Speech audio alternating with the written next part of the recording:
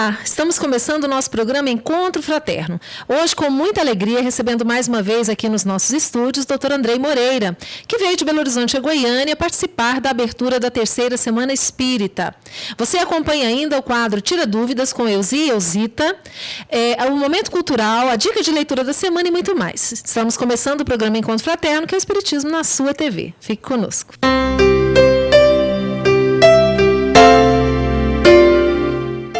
Hoje, então, com muita alegria, nós recebemos de novo o Andrei. Andrei, seja bem-vindo a Goiânia, seja bem-vindo ao nosso programa. Muito obrigado, é um grande prazer estar aqui novamente. E nós queremos conversar um pouco com o Andrei hoje sobre um tema muito interessante, que foi inclusive tema do seminário que ele proferiu hoje de manhã, que é sobre o alto amor e as outras potências da alma. Quando se fala em alto amor, amor por si próprio, é isso mesmo? Sim, se trata de amor, valorização e respeito por si próprio, mas dentro de uma perspectiva da imortalidade da alma. Nesta ideia, o alto amor é um movimento que nos conduz ao reconhecimento da fonte de Deus em nós, da nossa herança divina e da valorização de cada um de nós como herdeiros do Pai, ou seja, de cada um de nós como seres dotados de potências, de virtudes a serem desenvolvidas, manifestas e cultivadas. Então, o movimento do alto amor é um movimento do cuidado, da atenção conosco mesmo, dentro do movimento de crescimento da vida, que é um movimento ordenado, que é um movimento sequenciado, que é dentro da tentativa e erro, do recomeço contínuo, que requisita de cada um de nós o auto-perdão, o autoconhecimento, o compromisso consigo, com a vida, não é? É um movimento geral de sustentação e valorização de cada um de nós enquanto potências divinas. Quando nós pensamos nessa questão do alto amor, de nos amarmos, de nos valorizarmos, de nos respeitarmos, vem muitas vezes em nossas mentes a questão do egoísmo. Até que ponto, até que limite nós temos, então, esse amor, esse respeito por nós, mas que nós não passamos para esse lado egóico, do egoísmo mesmo? Essa é uma ótima questão, Ivana, porque alto amor e egoísmo são completamente distintos. O alto amor é uma das expressões do amor, então ele nos conecta naturalmente com o amor ao próximo, com o amor ao outro, porque ele é a expressão de amorosidade. O egoísmo é um movimento do ego, é aquilo que centra nas pseudo-necessidades, nos desejos. O alto amor centra nas nossas necessidades reais, profundas. O desejo, certo dia, nos disse o Dias da Cruz, é como se fosse o horizonte. Então, logo nós nos aproximamos dele e outro se forma mais longínquo. E nunca é suficientemente alcançado, porque há sempre outro se formando mais além. Então, o objetivo do desejo não é se tornar realidade, é ser desejo. O desejo é combustível, não é finalidade. O egoísmo, portanto, ele está baseado nos nossos desejos e não nas nossas necessidades de sustentação para a vida. O alto amor é um movimento que garante aquilo que é justo, aquilo que é necessário para uma subsistência e uma garantia de vida útil para si mesmo e para a sociedade, porque nós não podemos dar para o outro aquilo que nós não temos. Nós não podemos ofertar aquilo que não foi construído. Quando se oferta ao outro aquilo que não se tem ou aquilo que não foi conquistado, então isso não é alto amor, isso é carência afetiva. Como não nos damos aquilo que merecemos, que é o amor próprio, então também não podemos correr o risco de perder o amor do outro, porque senão tudo nos falta. Aí nós nunca dizemos não, aí nós não colocamos limite nas relações, aí nós somos sempre bonzinhos ou boazinhas, entre aspas, não é? Fazendo sempre a vontade do outro. E isto não é um movimento de alto amor, isso é um movimento de carência afetiva.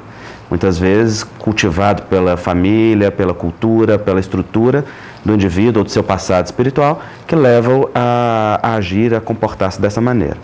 Mas no alto amor não há espaço nem para a carência afetiva, que leva a se conduzir guiado pela vontade do outro, nem pelo egoísmo que desconsidera o outro. Mas há uma atenção guiada pelo autoconhecimento, pela consciência das próprias necessidades, em que o indivíduo se oferta aquilo que é necessário e aquilo que é justo, dentro daquilo que o momento requisita para prosseguir avante.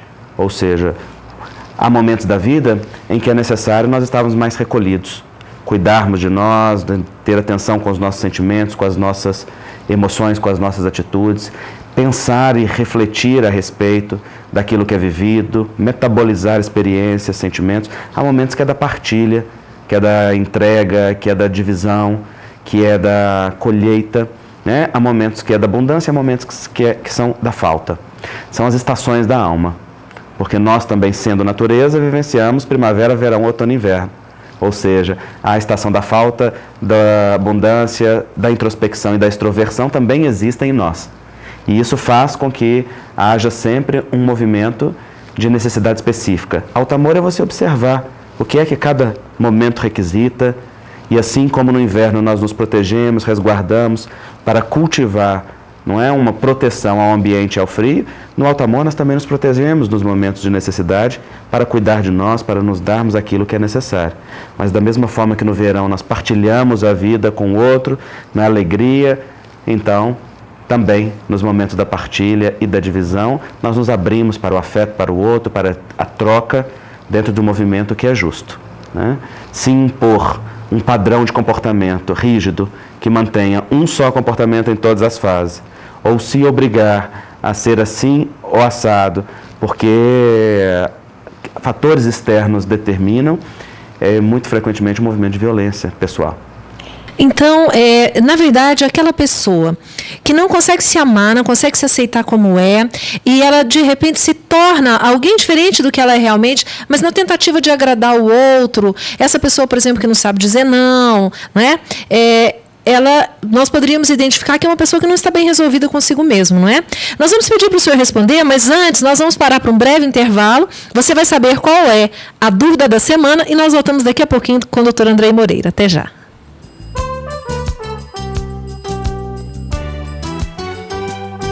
Neste programa, o quadro Tira Dúvidas. Hoje contamos com a presença de Elzita Melo Quinta, que vai responder a seguinte pergunta feita pelo telespectador: onde no Evangelho de Jesus a confirmação da lei de causa e efeito, Elzita? Genericamente, em todo o Evangelho de Jesus, em todas as passagens, em todas as parábolas, Jesus está dando uma pitadinha para que a gente entenda a necessidade da transformação imediata para o bem, para o amor, para a caridade, para a reeducação dos sentimentos, para o aperfeiçoamento moral, para que o pior não seja a tônica de nossas vidas. Por exemplo, se você pegar a parábola do festim das bodas, quando Jesus identifica no conto aquela criatura que em um momento em que se esperava que usasse uma veste apropriada, quer dizer, livre de impurezas, ela está no meio dos puros. Então ele manda lançá-la às trevas exteriores, onde haverá choro e ranger de dentes. O que significa isso? Que a pessoa que não se prepara, que a pessoa que não se purifica, ela vai estar sujeita a reencarnações sofredoras, compulsórias muitas vezes, onde o que mais interessa é o seu esforço nessa transformação. E para que você veja mais detalhadamente, dentro do espírito e do método de Allan Kardec, verifique, por favor, o capítulo 8 de O Evangelho segundo o Espiritismo, onde o insigne codificador comenta uma das passagens das bem-aventuranças. Bem-aventurados aqueles que têm puro o coração. Quer dizer, aqueles que se liberaram de todas as máculas, de todos os defeitos, de todas as tragédias, são aqueles que estão sujeitos a reencarnações felizes.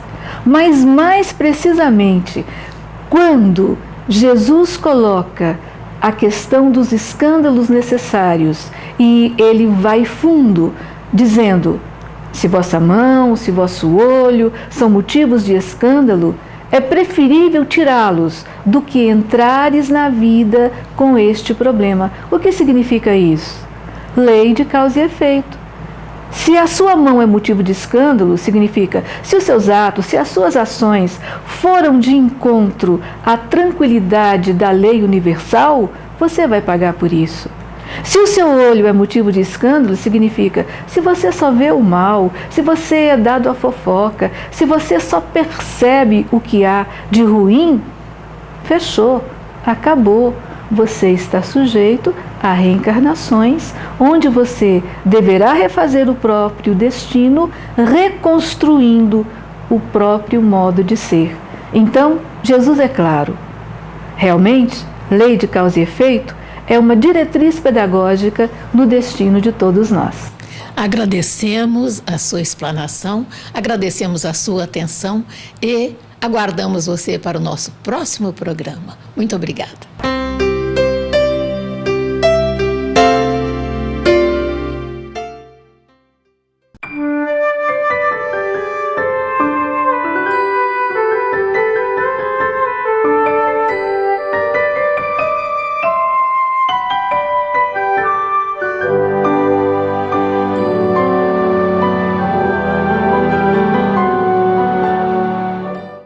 Conheça a Lefé, livraria e editora da Federação Espírita do Estado de Goiás. Menores preços, obras selecionadas, conforto e garantia. Facilidade no pagamento, entrega a domicílio. Venha tomar um cafezinho com a gente.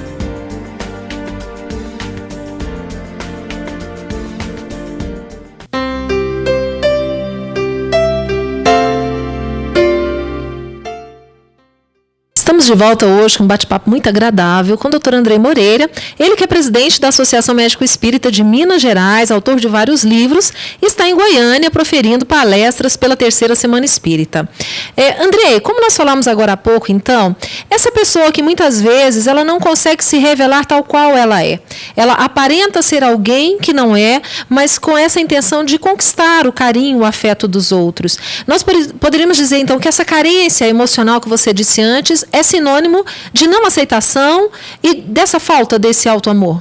Sim, é uma falta de auto-amor, de autorreferência. Então, a pessoa se projeta nas necessidades do outro, naquilo que o outro deseja ver dela, para atender a uma expectativa, a uma idealização, a uma vontade que vem de fora, que não vem de dentro do contato com o próprio coração. Muitas vezes isso é desenvolvido no processo da educação familiar, a pessoa não tem direito a ter direitos, ela é ensinada que deve sempre estar disponível para o outro. Às vezes há ambientes afetivos onde há falta do carinho e do cuidado, que geram como um movimento reativo natural, muito frequentemente, esse tipo de coisa.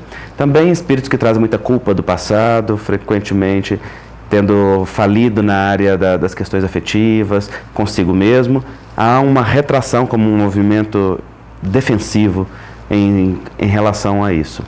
Mas quando nós agimos desta maneira, ainda não nos demos conta que o outro não nos ama por aquilo que nós fazemos para ele.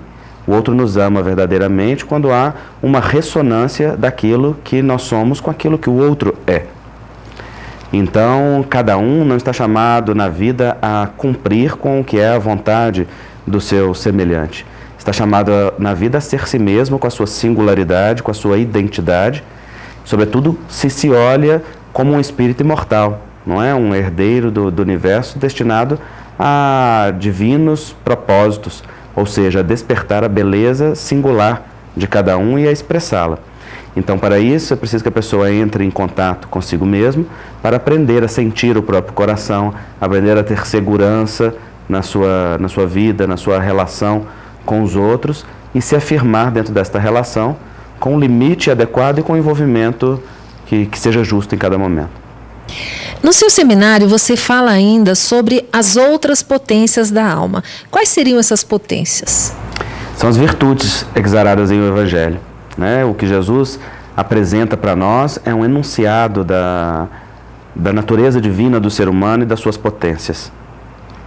O benfeitor Dias da Cruz diz que o Evangelho não é um convite à fé dos homens em Deus somente. É, sobretudo, um atestado da fé de Deus nos homens, configurando-se como a divina esperança. Então ele diz que evangelho é mais que convite, evangelho é promessa. Então, quando o Jesus anuncia perdão, benevolência, ternura, concórdia, bondade, paciência, indulgência, caridade, estas são virtudes que são potências naturais do ser humano destinadas a estar despertas. Aquilo que nós chamamos de mal ou de negação, seja o egoísmo, a vaidade, o orgulho, são a expressão de uma falta, a expressão de uma virtude ou de uma potência que não está desenvolvida e de um autoencontro que ainda está deficiente. Então, quando nós despertamos as potências da alma, quando nós despertamos as virtudes através do exercício, do cultivo, da reflexão a respeito delas e, sobretudo, da sensibilização que o sentimento proporciona, nós despertamos a nossa natureza real, porque é a elas que nós estamos destinados. Quando nós falamos de virtudes, nós poderíamos começar a lembrar de algumas delas, né? A fé, a humildade, a esperança, a caridade. Mas nós lembramos também de uma dificuldade enorme que nós temos, eu tenho certeza que todos nós lidamos com isso, que são os vícios morais, que são aqueles que nos atrapalham, né, um pouco nessa questão do desenvolvimento dessas virtudes. E quando você fala na reflexão das virtudes, será que a virtude também, essas virtudes seriam algo que nós aprenderíamos, algo que poderia se adquirir como hábito de vida? Como Kardec nos fala que a educação é um conjunto de hábitos adquiridos, né? Será que as virtudes também podem ser adquiridas, então, pelo esforço constante, até que se torne hábito na vida da gente? Pode sim, porque na verdade não se trata exatamente de adquirir pelo lado de fora, mas a partir do exercício no meio, na cultura, na sociedade, nós passamos a despertar e acordá-las em nós. Então você tem um estímulo que vem de fora que desperta algo que vem de dentro. Que são os vícios e as nossas dificuldades morais? São reações defensivas perante uma dor, perante um movimento de desconexão momentânea. Então, desconexão essa que em essência é desconexão com o Criador. Então, quando nós estamos imersos nos padrões que fogem das virtudes, que são os vícios, nós estamos na tentativa de buscar um prazer que muitas vezes nos evita olhar para uma questão importante. Nós estamos num hábito adquirido dentro de uma cultura, de uma sociedade, como forma de pertencimento àquele meio, àquela família ou àquele grupo. Nós estamos em uma experiência de negação e aquilo é simplesmente um sintoma da negação. Então, se nós praticamos, por exemplo, a caridade como exercício, essa caridade começa a despertar em nós o sentimento da benevolência. Porque o exercício da caridade externa, o do bem ao próximo, vai nos sensibilizando e vai nos trazendo de volta para o prumo. Não é? Há uma interpretação que é muito interessante, que fala que as nossas virtudes, que nossos vícios morais são as nossas virtudes em um volume aumentado ou diminuído muito frequentemente. Ou seja, uma característica exacerbada ou negada em nós que acaba se transformando e que abre espaço para outros comportamentos, às vezes, autodestrutivos. E se nós afirmamos a virtude e no exato ponto dela, não há espaço para aquilo. Olha que legal, uma desarmonia sonora. Porque você veja, por exemplo, a iniciativa. A iniciativa é uma virtude. Mas se você tiver excesso de iniciativa, vira controle. Se tiver falta de iniciativa, vira submissão. A iniciativa com a proatividade, ela é construtiva. Mas se você nega isso tendo, fica no movimento de contenção e de autodesvalorização. E, naturalmente, a coisa não caminha. Se fica num excesso que é no controle, desrespeita o movimento que é do outro, da vida. E então se tornam dificuldades.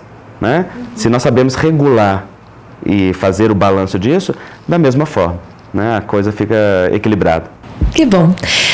Nós estamos numa ótima conversa aqui sobre o alto amor e essas outras potências da alma. Nós vamos fazer um breve intervalo, mas nós voltamos rapidinho. Até já.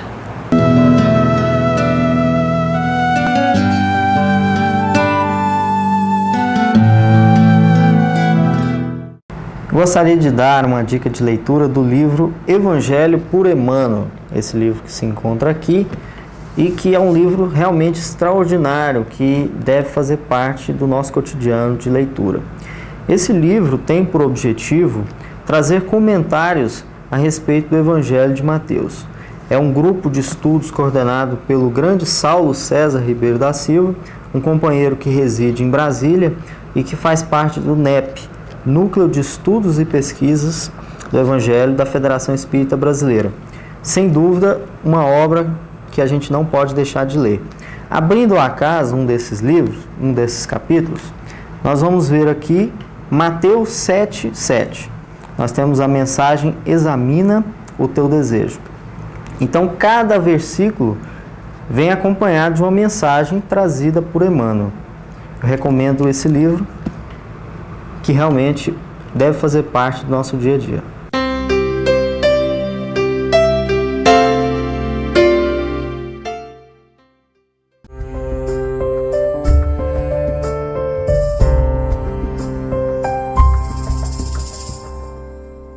Pílula do dia seguinte é utilizada com objetivo abortivo e, portanto, ela representa um atentado contra a vida.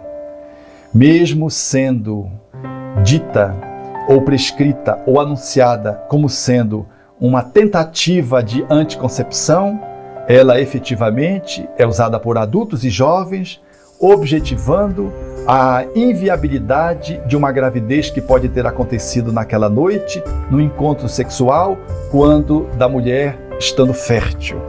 Logo, ela deve ser excluída como processo de planejamento familiar, porque não é usada como anticonceptivo e, do ponto de vista abortivo, nós espiritistas somos frontalmente contra toda e qualquer medida que promova o aborto, salvo numa exceção, quando a mulher corra risco de vida. Conheça a Lefé, livraria e editora da Federação Espírita do Estado de Goiás. Menores preços, obras selecionadas, conforto e garantia. Facilidade no pagamento, entrega a domicílio. Venha tomar um cafezinho com a gente.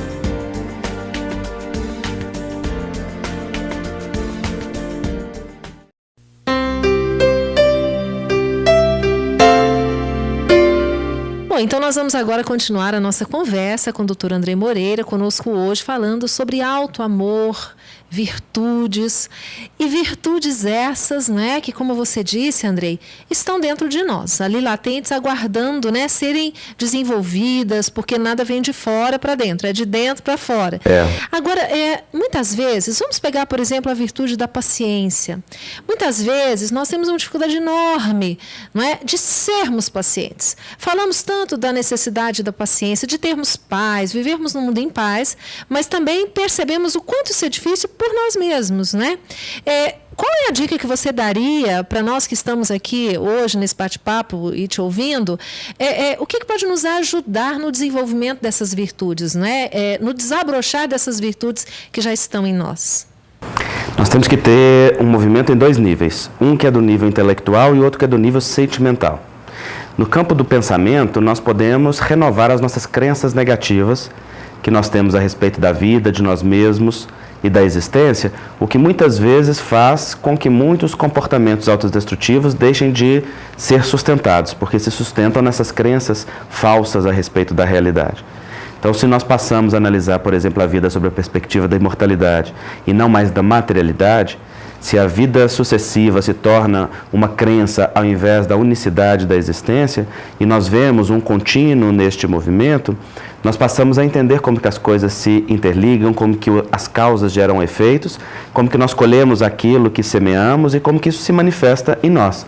E passamos a perceber que muitas das características que temos são movimentos reativos de movimentos anteriormente determinados, ou seja, do passado, que colhemos agora e que podemos transformar através da nossa maneira modificada de ver a vida, de ver o outro e de entender a nós mesmos. É o instruí-vos que o Espírito de verdade fala. Não é? Espíritas, amai-vos e instruí-vos. Quando nós nos instruímos, nós mudamos a interpretação e com a interpretação modificada, transformamos a própria realidade. Assim podemos passar a olhar o outro com mais compaixão, com mais humanidade, compreendendo as necessidades do outro, o que nos leva a ser mais pacientes e mais compassivos com os movimentos, os tempos e as necessidades do próximo. sem impor o nosso jeito de comportar, sem colocar-nos como referência do mundo em termos de comportamento moral ou de padrão, não é? E aí as coisas se transformam. Há um personagem interessante na mitologia grega, que é Procusto, que era um salteador que vivia na Serra de Eleusis e que posteriormente foi derrotado por Teseu. E ele tinha um estranho castigo. Ele levava suas vítimas para sua casa, tinha uma cama de ferro e as colocava sobre esta cama. Se elas fossem maior, ele cortava um pedaço. Se fossem menores, ele esticava, diz a lenda, né? E este leito de Procusto é uma representação destes padrões rígidos que nós temos dentro de nós, as camas de ferro, dos padrões atávicos, comportamentais, sociais, culturais, que nós estabelecemos para julgar e analisar as pessoas. Então nós encaixamos as circunstâncias ali e vamos ou decepando parte da realidade ou esticando. Se nós renovamos a crença e o jeito de interpretar a existência e passamos a relativizar estes conceitos, estas camas onde nós encaixamos os padrões, né, os pensamentos, então as questões vão ficando um pouco mais fáceis dentro do movimento. Então este é o nível intelectual da renovação do pensamento e dos valores. E no nível sentimental é quando nós nos propomos a sensibilização. Uma grande parte daquilo que nós chamamos de deficiência é, na verdade, a ausência de sensibilização. Quando nós não tivemos ainda uma oportunidade de despertar o afeto. Quando nós despertamos o afeto, que em essência é o único poder real do espírito, nós muitas vezes modificamos completamente a interpretação da circunstância. Basta ver como que a gente analisa alguém que a gente ama e alguém que a gente não ama numa circunstância semelhante. Nós tendemos a relativizar, a minimizar a circunstância porque o afeto dulcifica as relações e faz com que tudo fique mais fluido, mais natural, mais aceitável, porque na hierarquia das coisas, o querer bem daquela relação é mais importante do que aqueles padrões comportamentais. Então esta é a sensibilização do sentimento, que aliás é o que Jesus fazia a todo tempo, não é? Porque ele contagiava cada um com a experiência do amor. E contagiados pela experiência do amor, as pessoas faziam conexão com algo distinto dentro delas mesmas, porque o alto amor era desperto. E é interessante observar o comportamento de Jesus, porque nós aprendemos com ele que as pessoas são mais importantes que as instituições, que os indivíduos e os afetos são mais importantes que os cargos, que os padrões. E se assim nós olhamos as circunstâncias e a realidade, nós aprendemos a relativizar e as coisas são sentidas de uma forma diferente. Puxa, que legal. E nosso tempo ele já está quase chegando ao fim, mas eu queria que você falasse um pouquinho rapidamente sobre a nova obra que vai ser lançada, né, daqui a um tempo. Nós sabemos que você está trabalhando num livro que aborda um pouquinho disso tudo que você falou para a gente. Aborda sim. Fala da nossa conexão com o Criador, né? Eu e o Haroldo Dutra estamos escrevendo em parceria esta obra que busca refletir em diversas nuances e em diversas vertentes este movimento de entrega ao Pai, de reconexão com a fonte, que em verdade é o poder real em nós.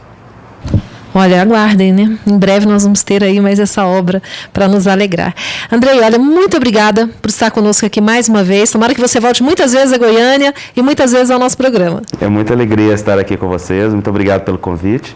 O meu abraço a todos os amigos da Federação e aos ouvintes que compartilham conosco desse bate-papo. E nós agradecemos a você que tem nos acompanhado a cada semana. Na semana que vem voltaremos com um novo tema, com um novo entrevistado, falando mais sobre essa maravilhosa doutrina dos Espíritos. Boa semana a todos, fiquem com Deus e até breve.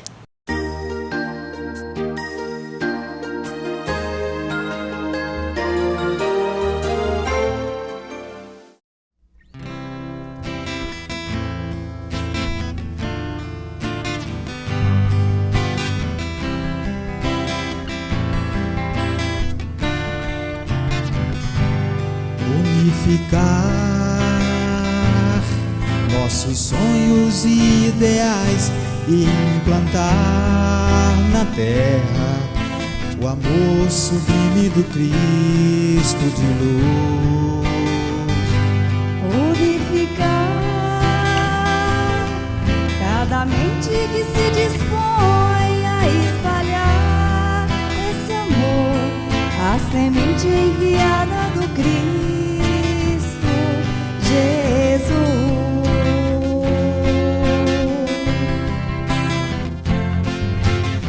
purificando corações, pensamentos. Toda espécie de sofrimento se aliviará, formando uma grande corrente de amor. Não haverá neste mundo a dor, nossa alma prisioneira se libertará.